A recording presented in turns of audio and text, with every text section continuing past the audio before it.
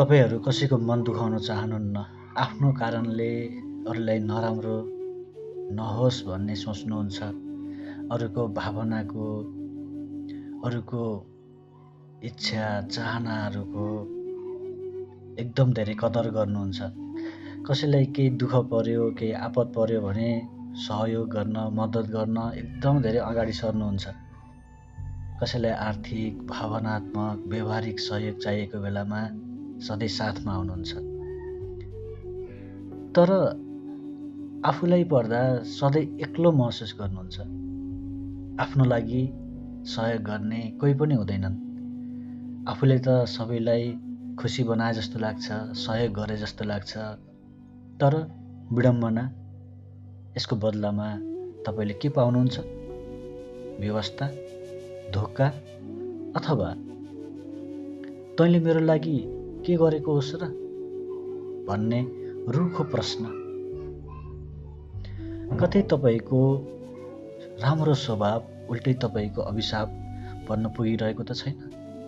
कतै तपाईँले सम्बन्ध जोगाउने चाहनामा आफ्नो खुसीहरू, आफ्नो चाहनाहरू त्यागिरहनु भएको त छैन? कतै तपाईँले पिपुल्स प्लिजिङ बिहेभियर देखाइरहनु भएको त छैन?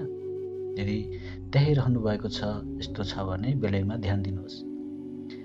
अक्सर हामीहरूले झुटो अपेक्षा राखेर बाँच्ने गर्छौँ। मैले जसलाई सहयोग गरेँ पछि उसले पनि सहयोग गर्छ भनेर। जब सहयोग पाइँदैन मन खिन्न हुन्छ। त्यही भएर भन्ने गरिन्छ नि, एक हातले दिएको एक हातले थाहा पाउनु हुँदैन भनेर। सबै सहयोग गरेको व्यक्तिले पछि सहयोग गर्छन् भन्ने हुँदैन। अर्को कुरा, तपाईँले आफ्नो इच्छा चाहनाहरू, भावनाहरू, आफ्नो इम्पोर्टेन्ट कामहरू त्यागेर भए पनि अरूको अगाडि कति पटक उपलब्ध हुनुभयो।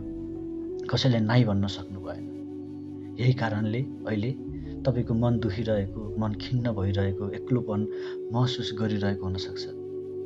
त्यही भएर नाइ भन्न सिक्नुहोस्।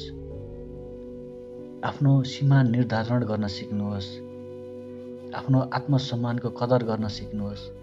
तपाईँ जति धेरै अरूको अगाडि एभाइलेबल हुनुहुन्छ, त्यो व्यक्तिले तपाईँको इमान्दारीपन हेर्दैन, तपाईँको फाइदा मात्रै हेर्छ। त्यही भएर आफ्नो खुसी, आफ्नो इच्छा चाहना के हो, के गर्नुपर्छ भन्ने कुराहरू बुझ्ने प्रयास गर्नुहोस्। धन्यवाद।